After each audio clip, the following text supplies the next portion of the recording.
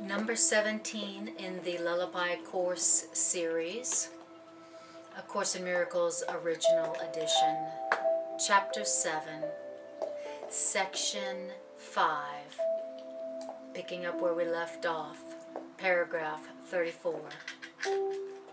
The Holy Spirit must work through you to teach you that it is in you. Love must work through you to teach you love is in you.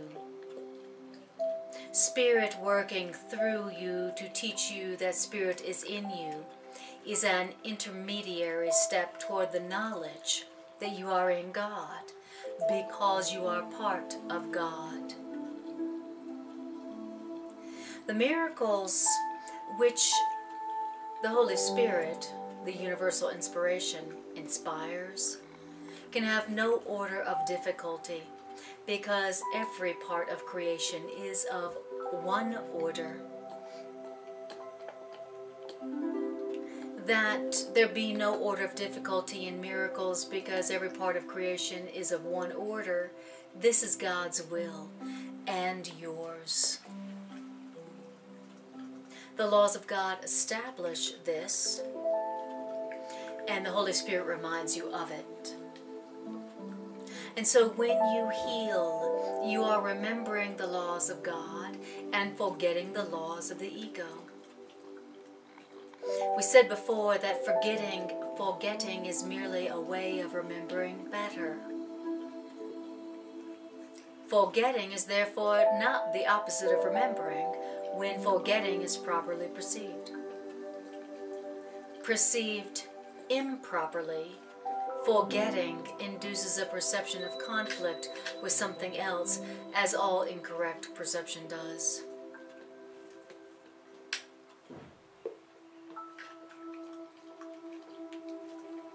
Properly perceived, forgetting can be used as a way out of conflict, as all proper perception can be used as a way out of conflict. All abilities, then, should be given over to the Holy Spirit. Holy Spirit, who knows how to use them properly. Holy Spirit can use all of your abilities only for healing. Holy Spirit can use your abilities only for healing, because Holy Spirit knows you only as whole. By healing, you learn of wholeness. And by learning of wholeness, you learn to remember God.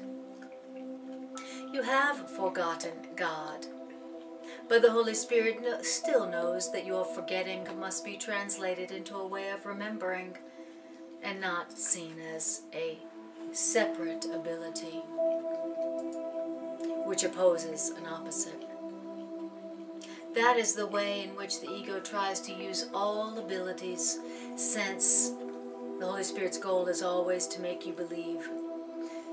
That is the way in which the ego tries to use all abilities, since your ego's goal is always to make you believe that you are in opposition.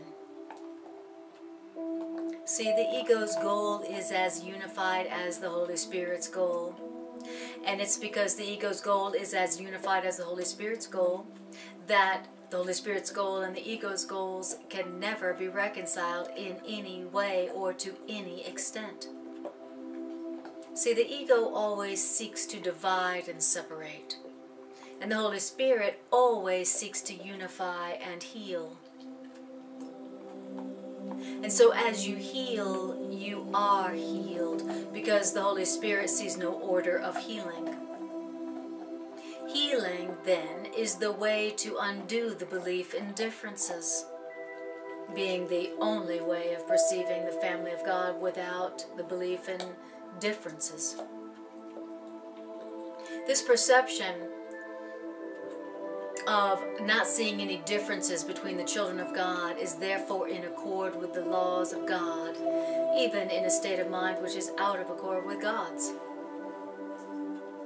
The strength of right perception is so great that right perception brings the mind into accord with Spirit's mind, Because right perception yields to Holy Spirit's pull, which is in all of you. To oppose the pull or the will of God is not an ability, but a real delusion. The ego believes that it has this ability to oppose the pull of God or to oppose the will of God. The ego believes that it has this ability. And the ego believes that the ego can offer this ability to you as a gift. You don't want this gift. The ego's belief that you can oppose the pull of God, that's not a gift. It's nothing at all. God has given you a better gift, which you both have and are. Now, when you don't use this gift that God gives you, then you don't know you have it. And by not knowing that you have it, then you do not know what you are. By not knowing that you have and are this gift that God has given you, then you don't know what you are. And so healing then is a way of approaching the knowledge of what you are by thinking in accordance with the laws of God. And how do you think in accordance with the laws of God? By recognizing the universality of the laws of God. Without recognizing the universality of the laws of God, then you've made the laws of God themselves meaningless to you. Yet the laws of God are not meaningless, since all meaning is contained by these laws and in them. Seek ye first the kingdom of heaven, because the kingdom of heaven is where the laws of God operate truly, and they can operate only truly, since they are the laws of truth. But seek this only because you can find nothing else. There is nothing else. God is all in a very literal sense. That means all being is in God, who is all being. You are therefore in God, since your being is God's.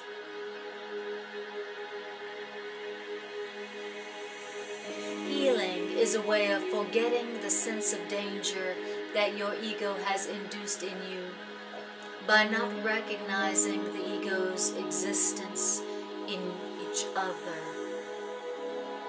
Healing is a way of forgetting the sense of danger that the ego has induced in you.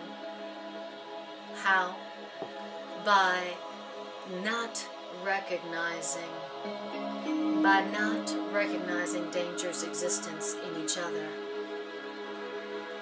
And when you choose not to recognize the existence of danger in each other, that strengthens the Holy Spirit in both of you. Because by not recognizing danger's existence in each other, you are refusing to acknowledge fear. Refuse to acknowledge fear by not recognizing danger in each other.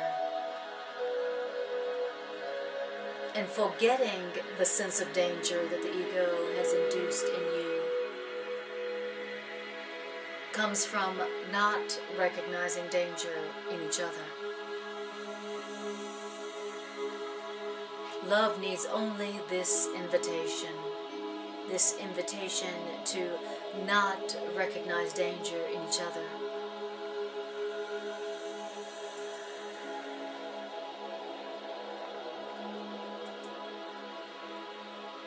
Love needs only this invitation. Love comes freely to all the family of God, being what the family of God is. By your awakening to the family of God.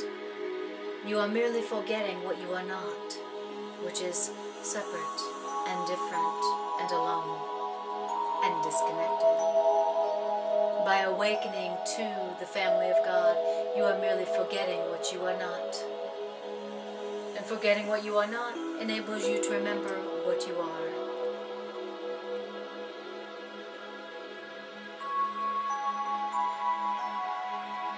Section 6, Chapter 7. Healing and the changelessness of mind. The body is nothing more than a framework for developing abilities. The body is therefore a means for developing potentials, which is quite apart from what the potential is used for. What the potential is used for through your body, that is a decision. The effects of the ego's decision in this matter, what you use your potential and your abilities for, the effects of the ego's decision in how to use your abilities, and your decision about which abilities and potentials to develop through the body, the effects of the ego's decision in this matter are so apparent that they need no elaboration. We see what abilities and potentials the ego is using the body for. That is obvious. It needs no elaboration.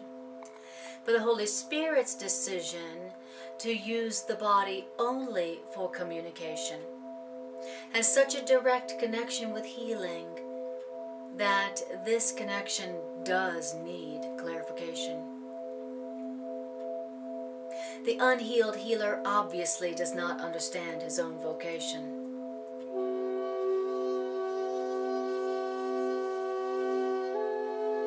Only minds communicate, since the ego cannot obliterate the impulse to communicate. Only minds communicate. And since the ego cannot obliterate the impulse to communicate, because the impulse to communicate is also the impulse to create, then the ego can only teach you that the body can both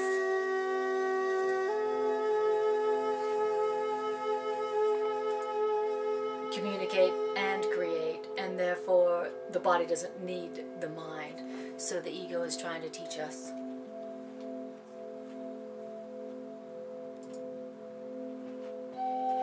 Since the ego cannot obliterate the impulse to communicate, because the impulse to communicate is the impulse to create, then the ego can only teach you that the body can both communicate and create. And so the ego teaches you that the ego doesn't need the mind, that the body doesn't need the mind.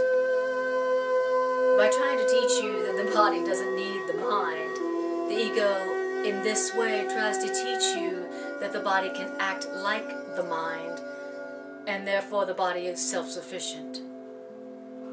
Yet we have learned that behavior is not the level for either teaching or learning. The body, that behavior is not the level for either teaching or learning. And that behavior is not the level for either teaching or learning. That's got to be so, since you can act in accordance with what you don't believe.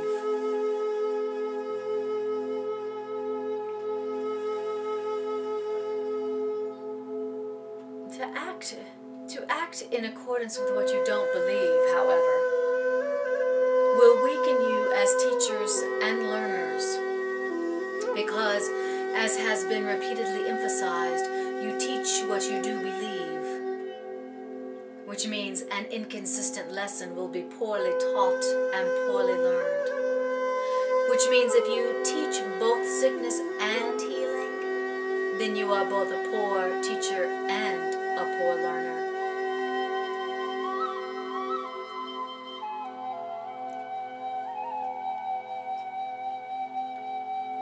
Healing is the one ability which everyone can develop and must develop if they are to be healed. Healing is the Holy Spirit's form of communication. And healing is the only form of communication that Spirit knows. Holy Spirit recognizes no other form of communication besides healing, because Holy Spirit doesn't accept the ego's confusion of mind and body.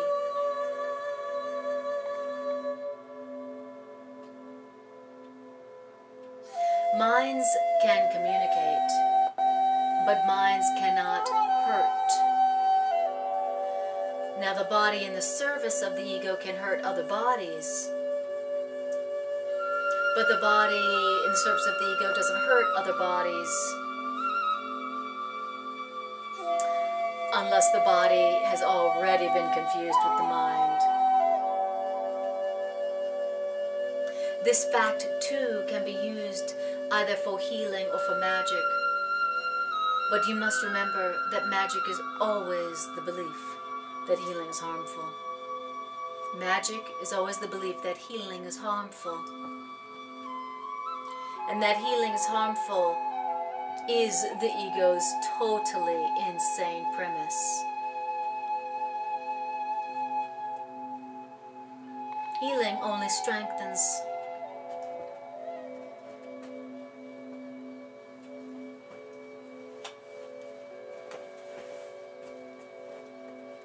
Healing only strengthens. Magic always tries to weaken. Healing perceives nothing in the healer that everyone else doesn't share with the healer. Magic always sees something special in the healer, which the healer believes that he can offer as a gift to someone who doesn't have it. Magic always sees something special in the healer, which the ego believes that it can then offer as a gift to someone who doesn't have that gift. You may believe that the gift comes from God to you, but it's quite evident that you don't understand God if you think that you have something that others lack. You might well ask then why some healing can result from this kind of thinking, and there is a reason for that. However misguided this magical healer may be, the magical healer is also trying to help. The magical healer, the healer who is healing with magic, the healer that believes that they have something that they are giving to someone else that someone else doesn't have. That magical healer is conflicted and unstable. But at times, this magical healer, the unhealed healer, is offering something to the family of God. And the only thing that the family of God can accept is healing.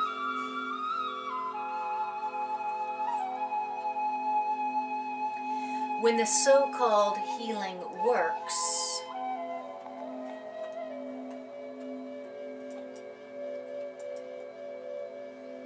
the impulse to help and to be helped have coincided.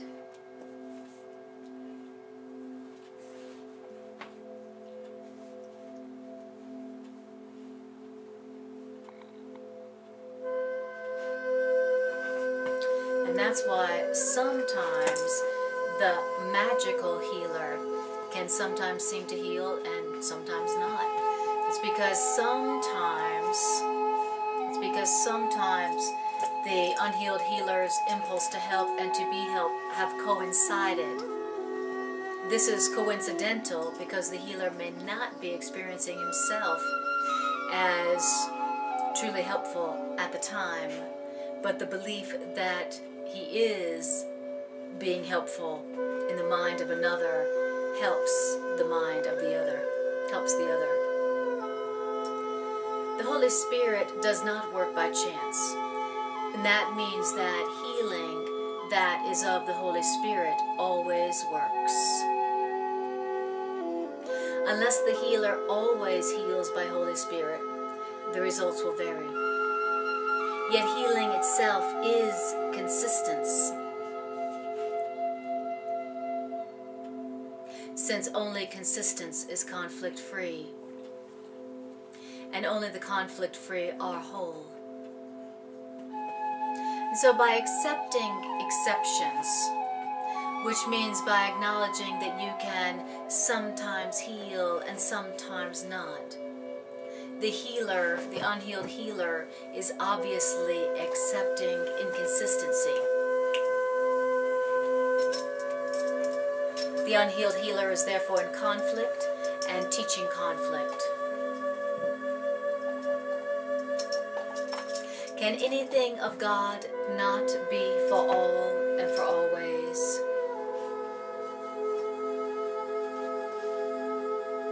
Love is incapable of any exceptions. And only if there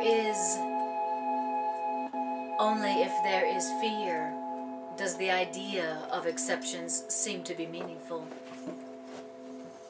Exceptions are fearful because exceptions are made by fear.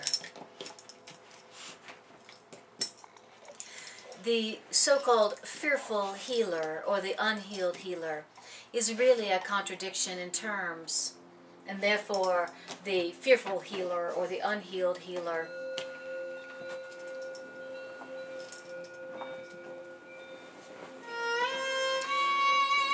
is a concept which only a conflicted mind could possibly perceive as meaningful. Fear doesn't gladden, healing does.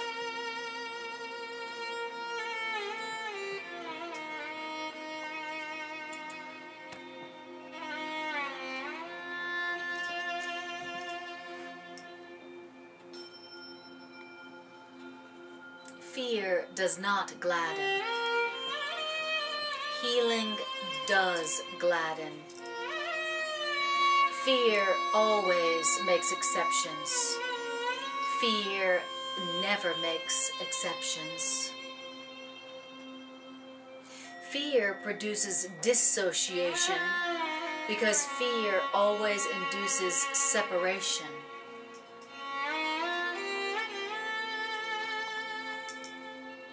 Healing always produces harmony because healing proceeds from integration.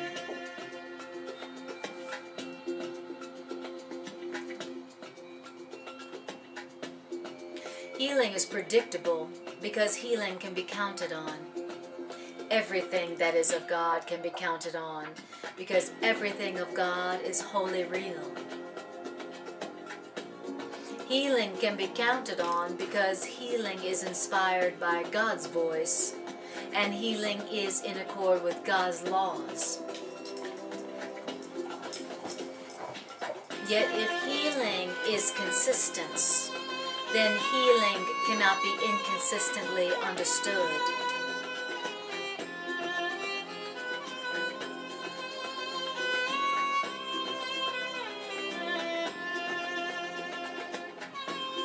Understanding means consistence because God means consistence. Since consistence is God's meaning, consistence is also your meaning. You are consistent. You are constant. Healing is constant. Healing is consistent. And because of that, healing can always be depended on. If the healing that you are doing seems to be inconsistent, it has to mean that you are not healing only through spirit.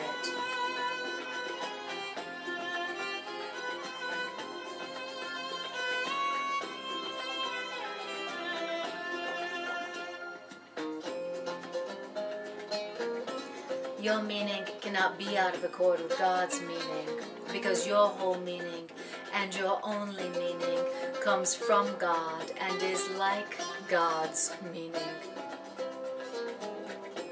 And God cannot be out of accord with himself, and you cannot be out of accord with God. In other words, you cannot separate yourself from your Creator. Your Creator, who created you by sharing His being with you.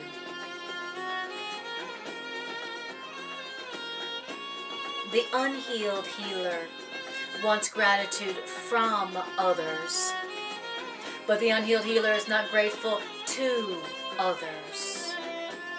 The unhealed healer wants gratitude from others, but isn't grateful to others.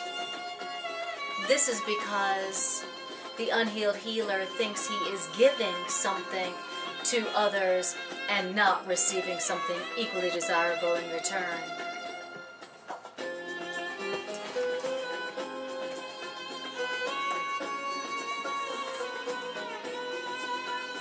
The unhealed healer's teaching is then limited because the unhealed healer is learning so little. The unhealed healer's healing lesson is limited. It's limited by his own ingratitude. Ingratitude, which is a lesson in sickness. Ingratitude is a lesson in sickness. Learning is constant. Learning is constant.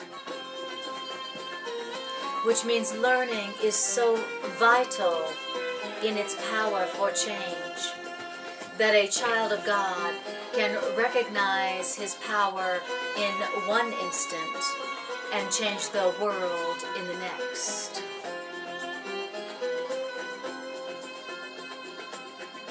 Your learning is so vital in its power for change that you can recognize your power in one instant and change the world in the next. You can change your mind in one instant. You can recognize your power in one instant and change the world in the next, because by changing your mind, you have changed the most powerful device that was ever made for change.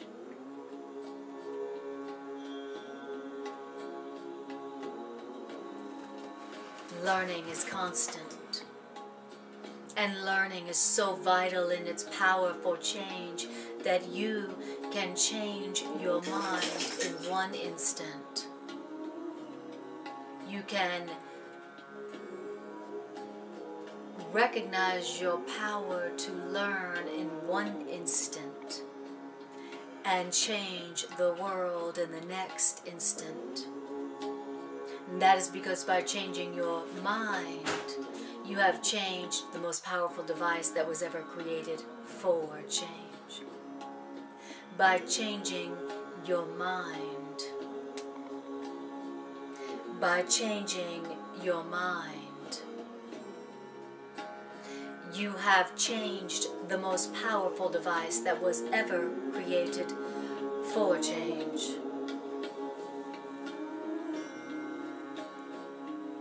Changing your mind and changing the world in no way contradicts the changelessness of mind as God created your mind. Changing your mind, which means learning, doesn't contradict the changelessness of your mind as God created it. But since you think you have changed your mind, but you think you have changed your mind as long as you haven't been learning through the ego. Having learned from the ego or through the ego does place you in a position of needing to learn a lesson, which seems contradictory. In other words, you must learn to change your mind about your mind. You must learn to change your mind about your mind. Since you've been learning through your ego, you believe you have changed your mind. And that has placed you in a position of needing to learn a lesson which seems contradictory, which is this. You must learn to change your mind about your mind. You must learn to change your mind about your mind. Only by learning how to change your mind about your mind can you learn that your mind is changeless. And when you heal, that is exactly what you are learning. You are learning that your mind is changeless when you are healing, when you heal. When you heal, you are recognizing the changeless mind in others by realizing that they could not have changed their mind from how God created their minds to be. And as you realize and recognize the changeless mind in others, realizing that they couldn't change their mind from how God created their minds, this and that is how you perceive the Holy Spirit in others. Recognizing the changeless mind in others is how you recognize God in others. It's only the Holy Spirit in others that never changes its mind.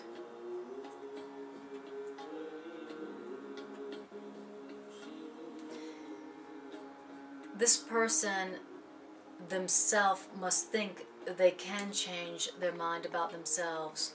They can change their mind from how God created them to be, or they wouldn't see themselves as sick. They have to think that they've changed themselves in their mind from how God created their minds to be, or else they wouldn't be sick. And since they perceive themselves as having changed themselves from how God created them to be, it's the same as saying they don't know what their self is, which is changeless. If you see only the changeless in others, you haven't really changed them at all. By changing your mind about their mind for them, you will help them undo the change that their ego thinks it made in them.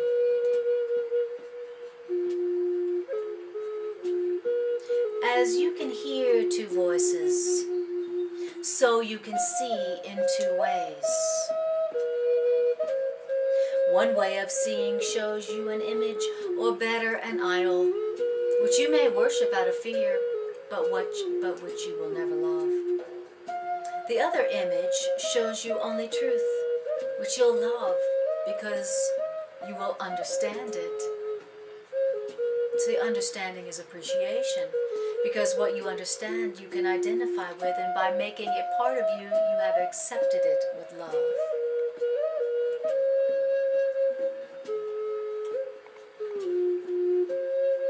That is how God Himself created you, in understanding, in appreciation, and in love. The ego is totally unable to understand how God Himself created you in understanding, appreciation, and love, because the ego does not understand what it makes. The ego does not appreciate what it makes, and the ego certainly doesn't love what it makes. And so the ego cannot understand how God Himself created you in understanding, in appreciation, and love, because the ego doesn't understand what it makes.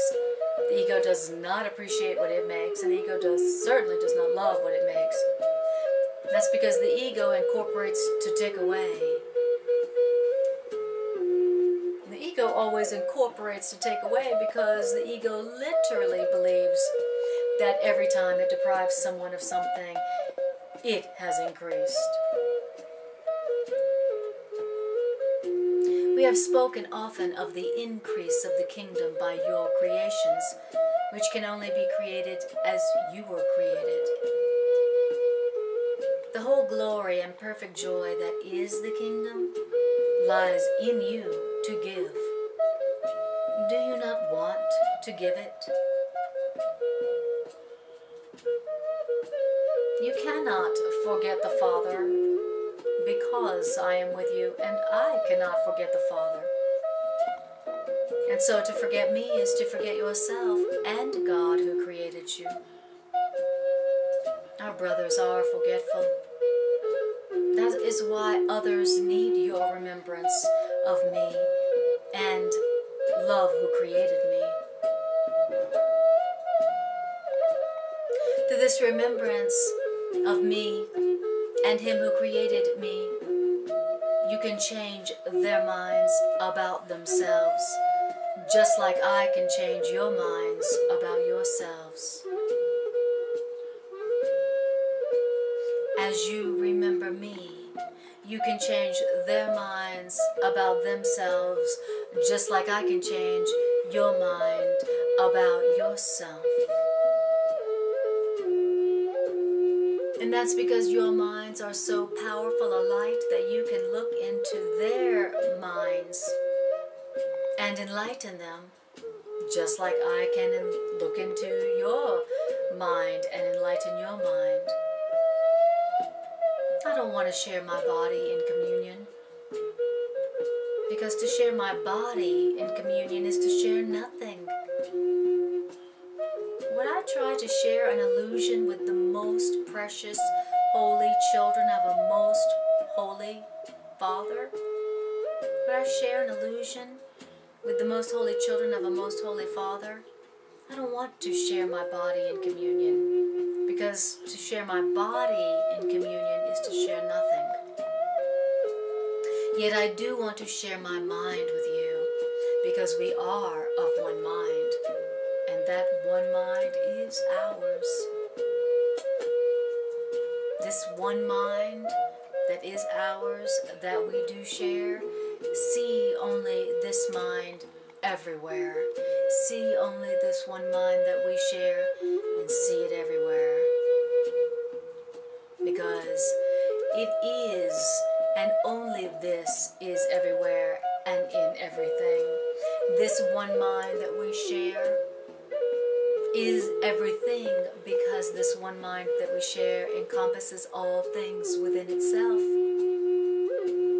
Blessed are you who perceive only this one mind, because when you see only this one mind that we share, that's everywhere and everything, that encompasses all things within itself,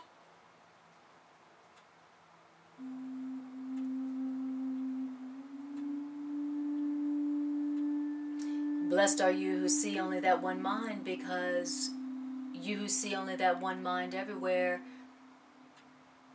you are perceiving only what is true.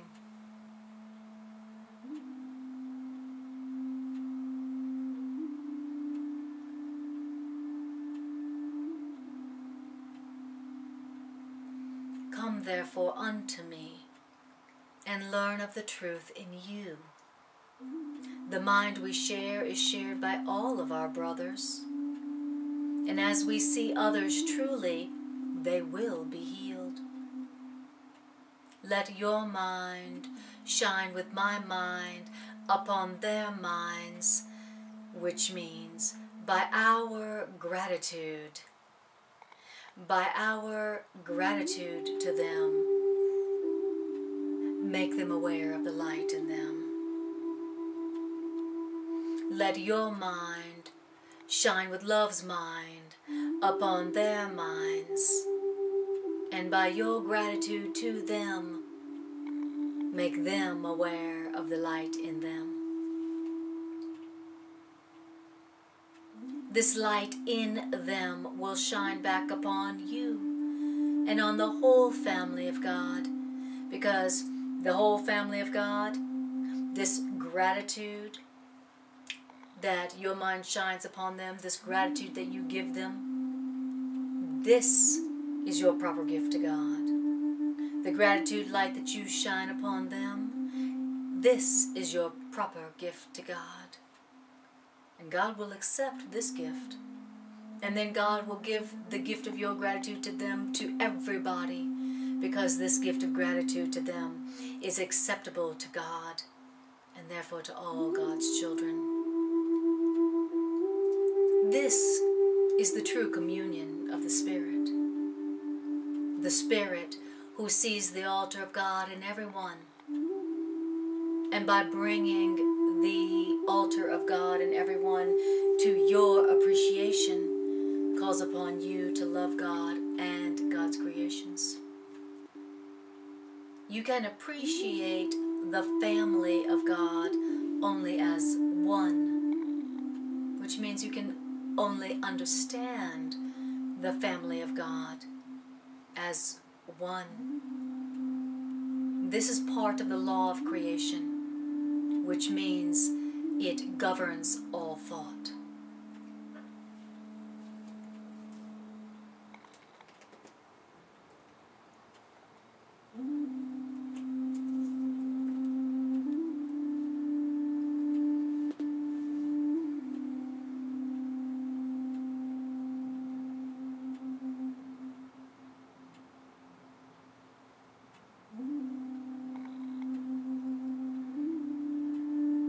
Section 7, Chapter 7, From Vigilance to Peace.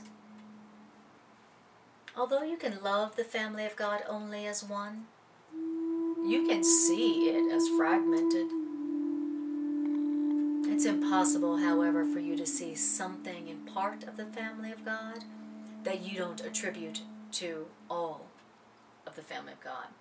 It's impossible for you to see something in someone that you don't see in everyone.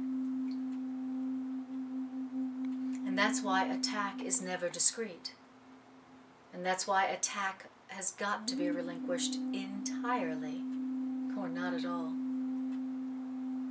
If attack is not relinquished entirely, then attack is not relinquished at all.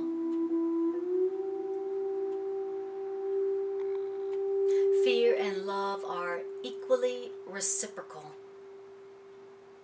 In other words, fear and love make or create depending on whether the ego or the Holy Spirit begets or inspires them.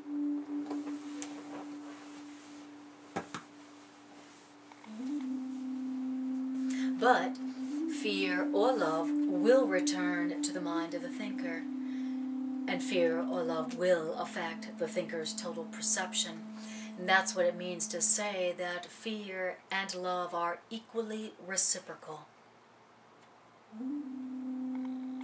Fear or love will both return to the mind of the thinker and affect the thinker's total perception. And the thinker's total perception, that includes your perception of God, your perception of your creations, and the perception of God's creations. Whether you give fear or love, it will come back to you and affect your total perception of God, God's creation, and your creations. You will not appreciate anybody or any of God's creation if you regard anybody as fearfully. You will not appreciate anybody if you regard anyone fearfully. And you will appreciate all if you regard any with love. You will appreciate all of them as love if you see any one of them as love. And you will not see any of them without fear if you see any one of them, your brothers and sisters, without love. That's to say that attack is never discreet and neither is love. And that's why attack must be relinquished entirely. Attack is relinquished entirely or not at all, because the family of God is one. It is not separate. The mind that accepts attack, that mind cannot love. Because the mind that accepts attack, that mind believes that it can destroy love. So that mind doesn't understand what love is. And if your mind doesn't understand what love is because it accepts attack, then your mind cannot perceive itself as loving. And if you can't perceive yourself as loving, then you have lost the awareness of your being. And when you have lost the awareness of your being, because you don't understand what love is, and so you don't understand what you are because you accept attack, then you will experience feelings of unreality, and that will result in utter confusion. Now, your own thinking has resulted in utter confusion, and your own thinking has induced feelings of unreality. Your own thinking has induced feelings of unreality and utter confusion because of your mind's power, because of your mind's power. But your own thinking can also save you from this because of your own mind's power. Your own mind's power is not of your making. See, your ability to direct your thinking as you will, that is part of your mind's power. Your mind's power is not of your making. But your ability to direct your thinking as you choose is part of your mind's power. If you don't think that you can direct your thinking as you choose, then you have denied the power of your thought, which means you have rendered your thought powerless in your belief.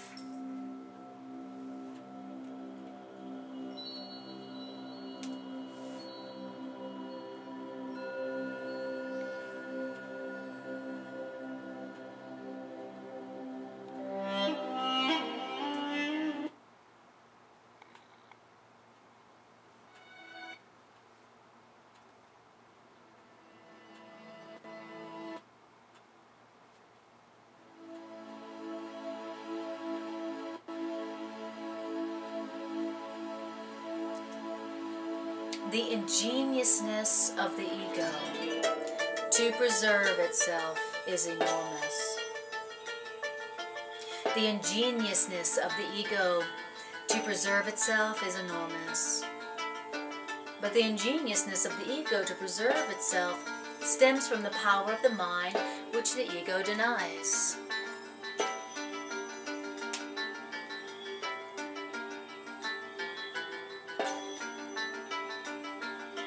This means that the ego attacks what is preserving it.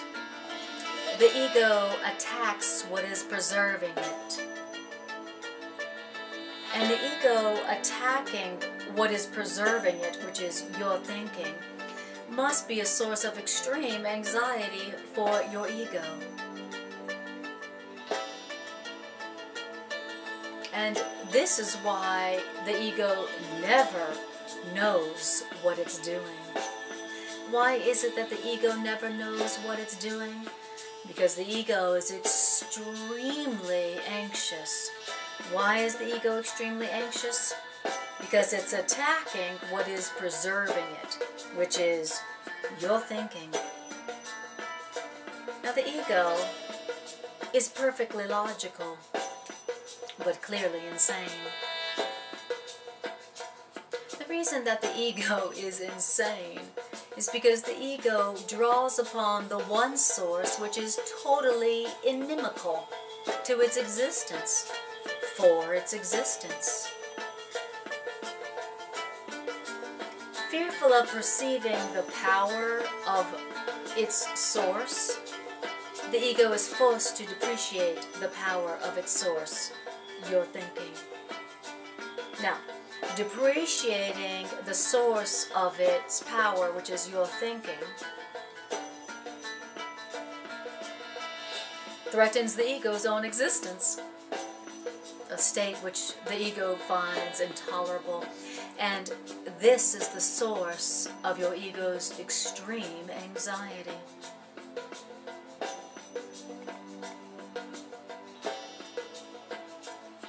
Remaining logical, but still insane, the ego resolves this completely insane dilemma in a completely insane way.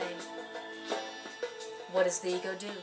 How does the ego resolve this completely insane dilemma in an insane way? Well, the ego doesn't see its own existence as threatened by projecting the threat of existence onto you and perceiving your being as non-existent. Seeing its existence by projecting its threat of existence onto you and seeing your existence as threatened ensures the ego's continuance. But only if you side with it. And if you side with your ego, then you will not know your own safety. The ego can never feel safe because its source is inimical to it.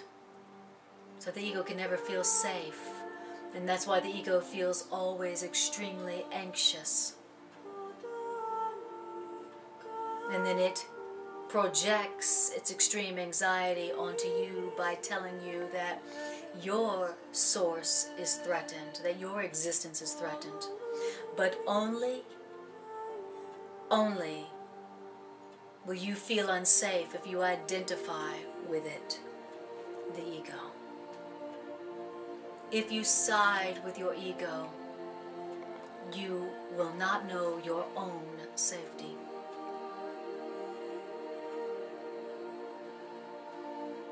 The ego cannot afford to know anything. And that's because knowledge is total, and the ego doesn't believe in totality. This unbelief in totality, that's the ego's origin.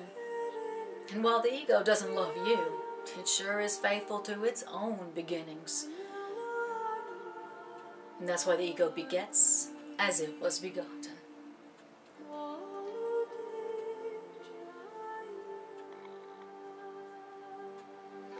Mind always reproduces as mind was produced. And so, produced by fear, the ego reproduces fear. Reproducing fear is the ego's allegiance. And this allegiance makes the ego treacherous to love. Because you are love. The ego's allegiance to fear makes the ego treacherous to love. And it makes the ego treacherous to you because you are love. Love is your power, which the ego has to deny. The ego also must deny everything which this power gives you, because love, this power, love, gives you everything. And the reason that the power of love gives you everything is because no one who has everything wants the ego. The ego's own maker then doesn't want it. And so rejection is the only decision which the ego could possibly encounter if the mind which made it knew itself. If you knew yourself,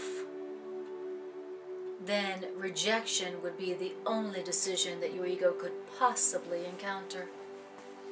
Because when you know you are love, you know you have everything, and anyone who has everything doesn't want the ego.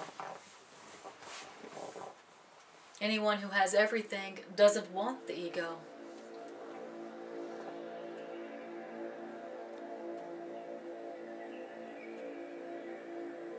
And if your mind recognized any part of the family of God, then your mind would know itself.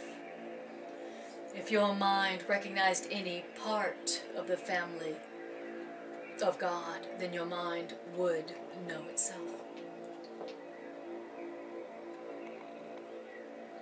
And this is why the ego opposes all appreciation, all recognition, and all sane perception, and all knowledge.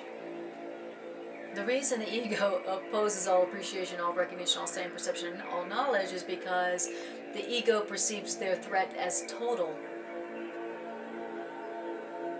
And the ego perceives their threat as total because the ego senses the fact that all commitments that the mind makes are total.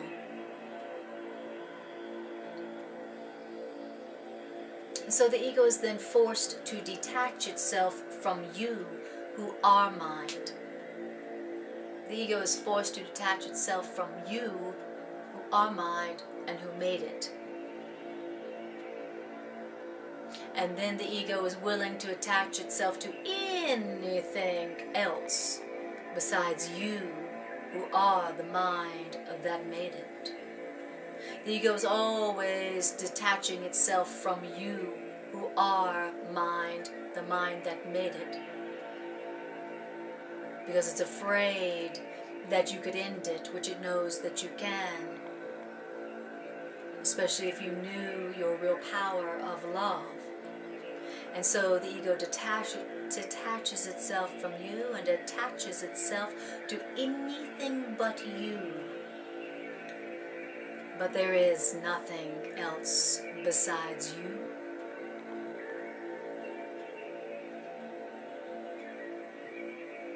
It doesn't follow that the mind cannot make illusions, but it does follow that if the mind makes illusions, the mind will believe in illusions, because believing in illusions is how the mind makes illusions.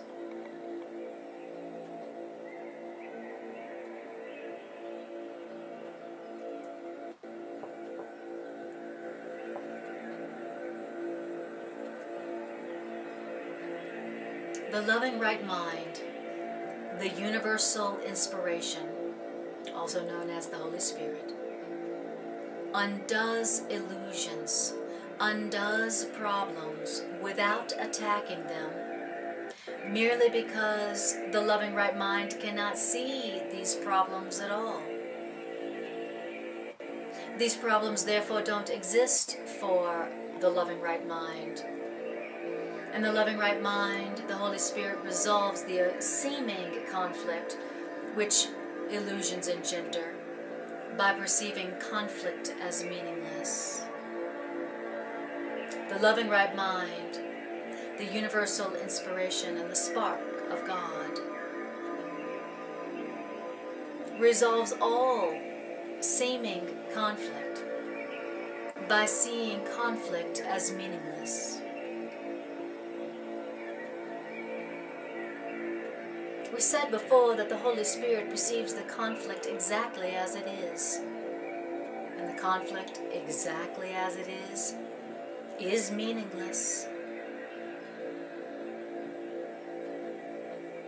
Your loving right mind doesn't want you to understand your conflict. Your loving right mind wants you to realize that because conflict is meaningless, then your conflict cannot be understood.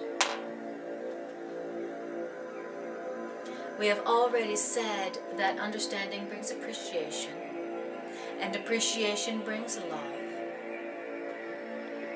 But nothing else can be understood because nothing else is real, and therefore nothing else has meaning.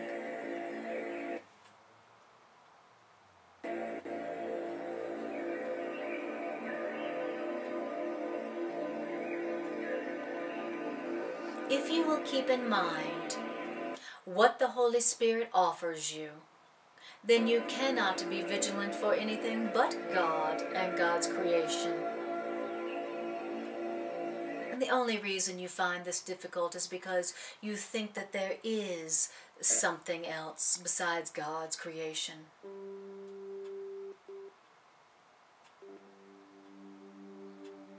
Belief does not require vigilance unless belief is conflicted.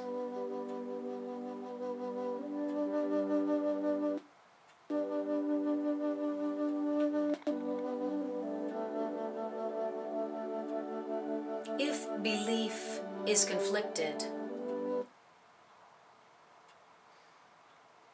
then there are conflicting components within it which have engendered a state of war, and vigilance therefore has become essential. Vigilance has no place at all in peace.